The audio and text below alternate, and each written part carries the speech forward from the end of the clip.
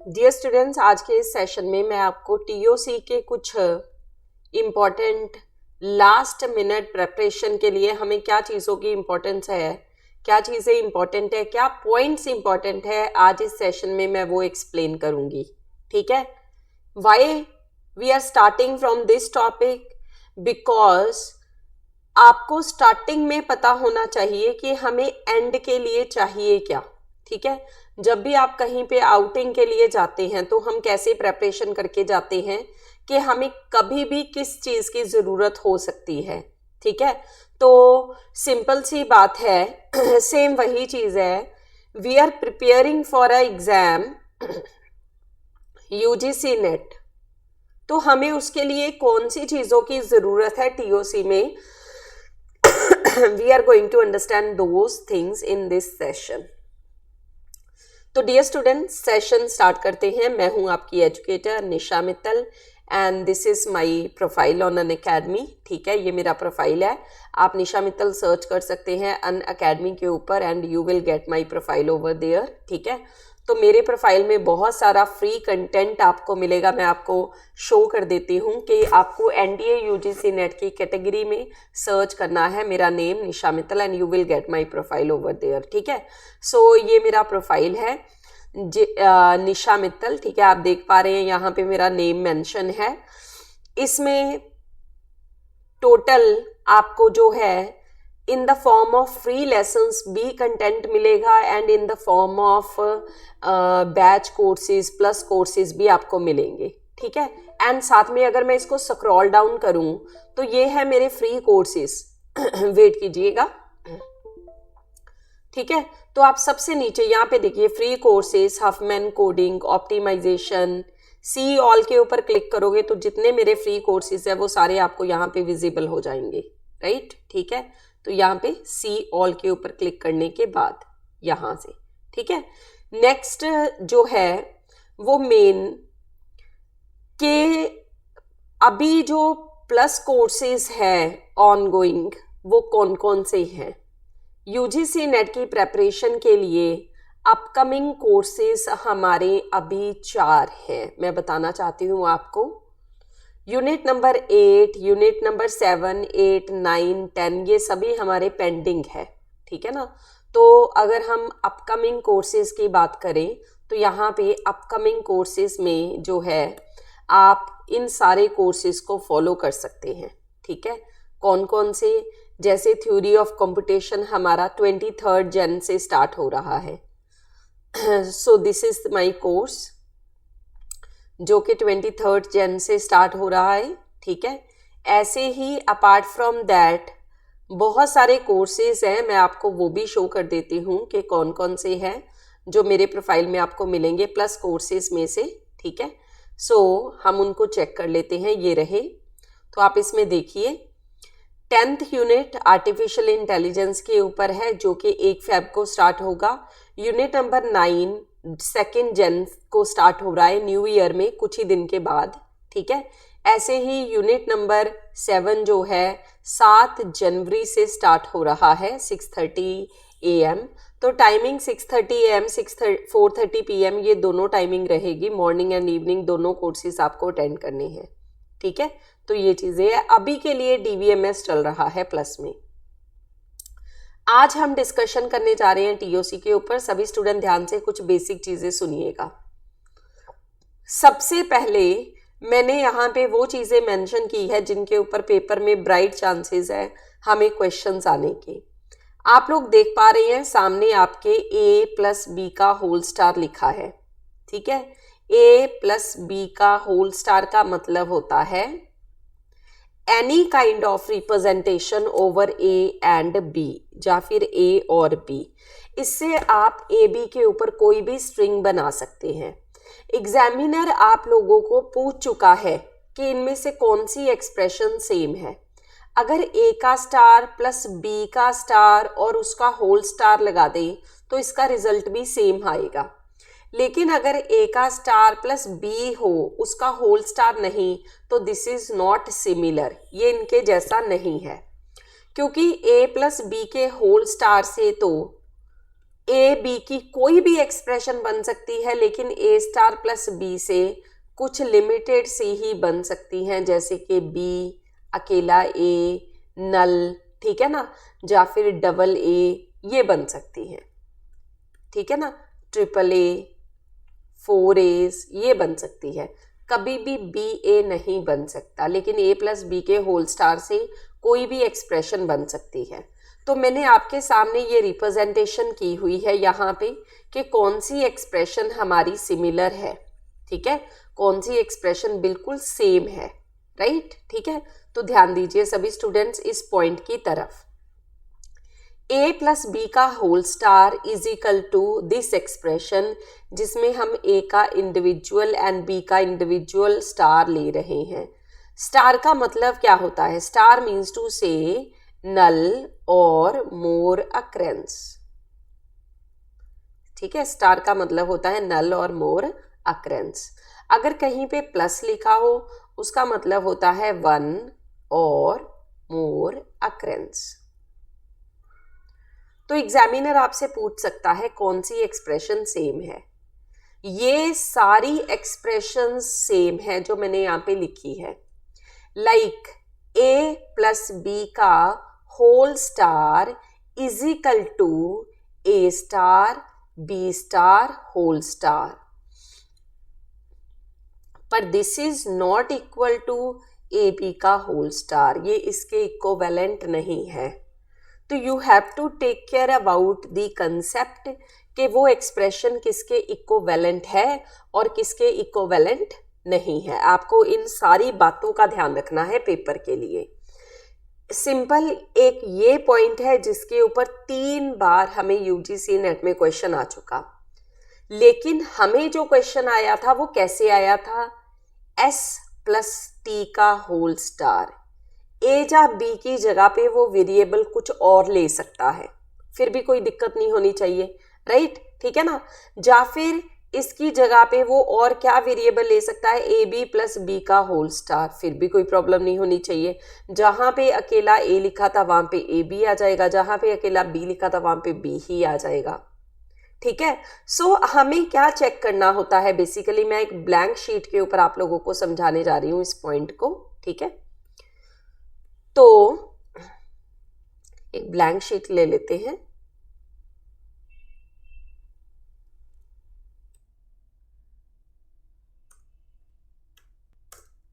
हाँ जी, तो ध्यान दीजिएगा, अगर हमारे पास कोई भी एक्सप्रेशन गिवन है, लाइक ये गिवन थी, तो हम इसको कैसे चेक करेंगे? We are going to check कि इससे क्या क्या स्ट्रिंग बनेगी, हम ये चेक करेंगे, ठीक है।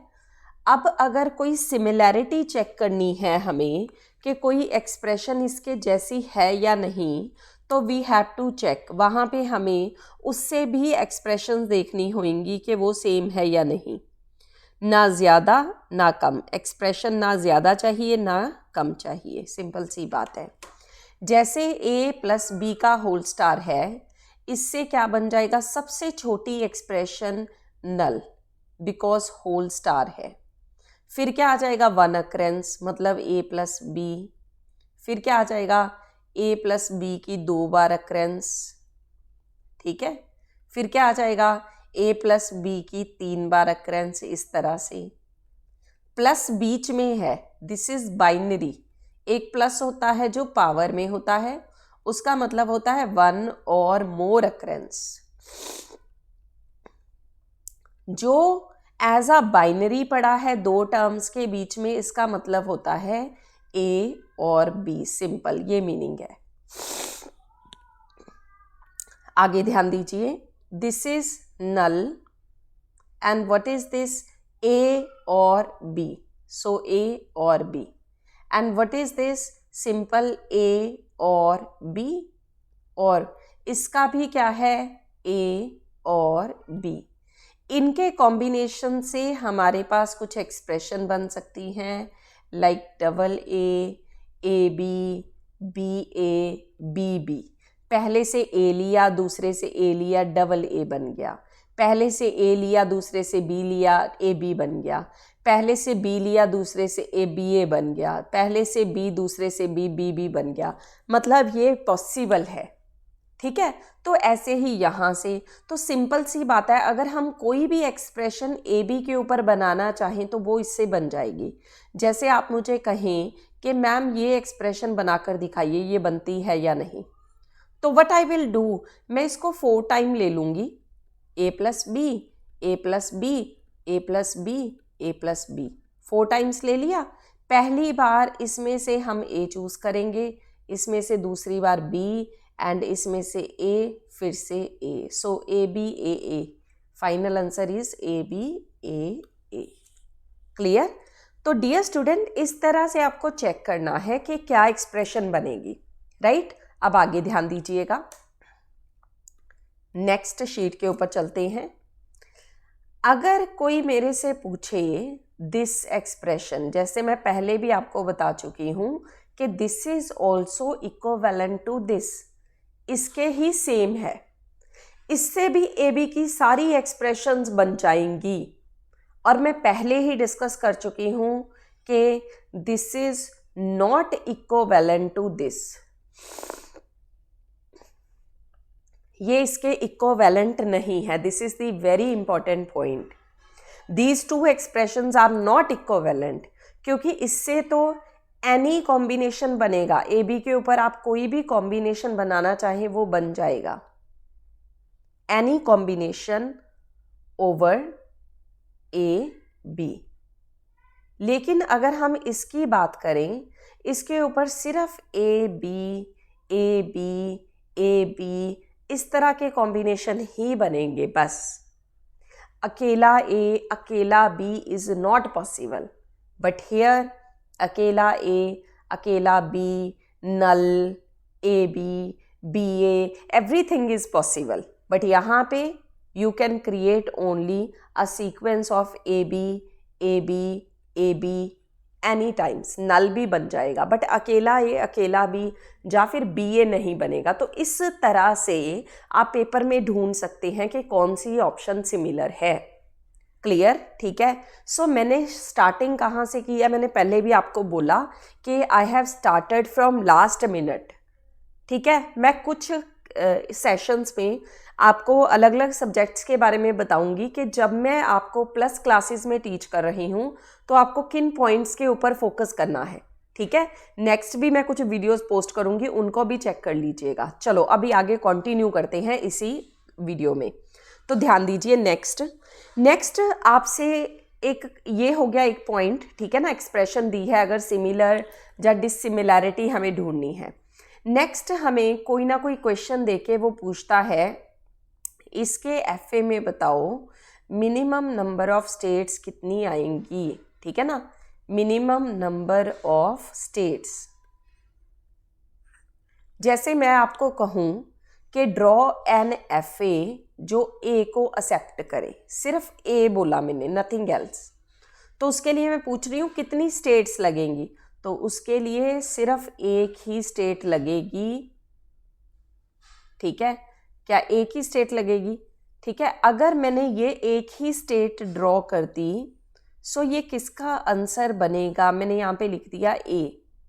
सो यहाँ पे इसमें नल भी एक्सेप्ट हो रहा है, ये आंसर हमारा बना ए के स्टार का। तो डियर स्टूडेंट, जब भी आप कभी initial is equal to final ले लें, इनिशियल ही final, initial state is final state, जब भी हम इस तरह से ले, उस केस में क्या होगा, it will accept null as well, ये नल भी एक्सेप्ट करेगा। और भी कई चीज़ें एक्सेप्ट कर सकता है वो अकॉर्डिंग टू इनपुट, बट नल भी एक्सेप्ट करेगा। तो हम बनाना चाहते हैं अकेला ए एक्सेप्ट हो, तो डियर स्टूडेंट उसमें मिनिमम नंबर ऑफ कितने फाइनल स्टेट्स लगेंगी, 2, simple, this is the concept. कितनी स्टेट लगी? 2, ठीक है। तो जब वो हमसे पूछे कि सिर्फ एक ए एक्सेप्ट करवाना है तो 2 स्टेट्स लगी, राइट, ठीक है, दिस इज द कंसेप्ट। अब इसी तरह से हमें कई बार पेपर में क्वेश्चन पूछा जाता है, लाइक मैं एक और एग्जांपल ले रही हूँ न्यू शीट के ऊपर। कभी आपको एग्जामिनर कहे कि आपको ओवर ए बी, ठीक है, ए बी के ऊपर आपको एक लैंग्वेज या फिर स्ट्रिंग एक्सेप्ट करवानी है विच इज़ ए बी, ठीक है, ए बी। तो हमें क्या पता चला कि स्टार्टिंग में इसमें क्या होना चाहिए ए, एंड पे क्या होना चाहिए बी, और वही हमारी फाइनल स्टेट होनी चाहिए। तो हमने पहली स्टेट के ऊपर इनपुट ए लगा दी पर बी नहीं लगाई। बी कहाँ डालेंगे? डेड स्टेट में। ऐसे ही दूसरे में हमने बी लगा दिया बट ए नहीं लगाया, वो कहाँ डालेंगे? डेड स्टेट में। ऐसे ही थर्ड में ए बी, वो भी डेड स्टेट में। तो आंसर क्या आया हमारा? कितनी स्टेट्स आ गई? 1 2 3 प्लस 1, 3 प्लस 1। या फिर मैं इसको ये भी कह सकती हूँ, सबसे पहले हमारे पास स्ट्रिंग का साइज कितना था? 2, ठीक है, string size plus 1 and plus 1 for dead state.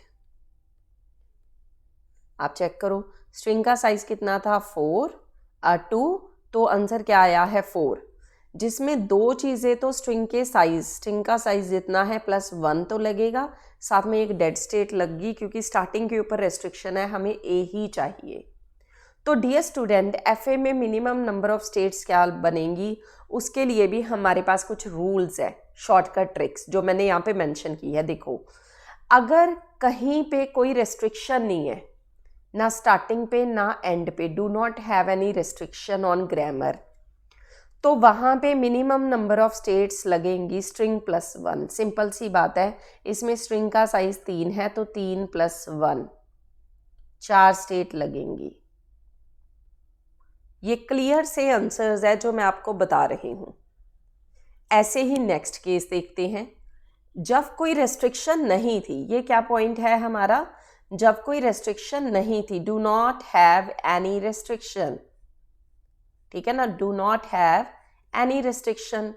लेकिन जब कोई रेस्ट्रिक्शन है, जैसे कि एग्जैक्टली स्टार्टिंग के ऊपर रेस्ट्रिक्शन है, उस केस में स्ट्रिंग प्लस 1 होएगा, साथ में एक डेड स्टेट भी लगेगी बिकॉज रेस्ट्रिक्शन है। रेस्ट्रिक्शन मीन्स टू से एग्जैक्टली ये चाहिए, दैट इज द रेस्ट्रिक्शन, तो वहां पे एक डेड स्टेट भी लगेगी। दिस इज द कंसेप्ट, ठीक है।